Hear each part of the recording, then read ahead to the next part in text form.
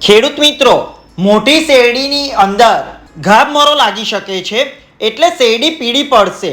તો એ માટે સ્પ્રે કરવો જોઈએ.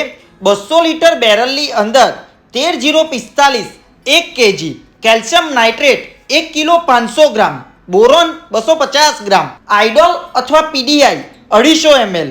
અને જીવાત માટે જીવાત જોઈ અને દવા લેવી જોઈએ. જો આપણે એ સ્પ્રે કરીશું તો આપણી જે પણ શેરડી છે, એના જડા છે, એમાં જે પણ જીવાત હશે એ મરી જશે. કારણ કે આ સમયે મોટી શેરડીની અંદર ગાભમરાની જીવાત લાગી શકે છે. અને ગાભમરાની જીવાત જો શેરડીમાં આવશે તો મોટી શેરડીના જડા સુકાઈ જાય છે, જેને લીધે આપણે ઉત્પાદન નથી લઈ શકતા. એ માટે દવાનો સ્પ્રે કરવો જ જોઈએ. આપ જોઈ શકો છો કે મોટી શેરડીના જડાની અંદર વ્હાઇટ ઈયળ છે, જે શેરડીને સૂકવી નાખશે. એટલે 4 થી 5 મહિના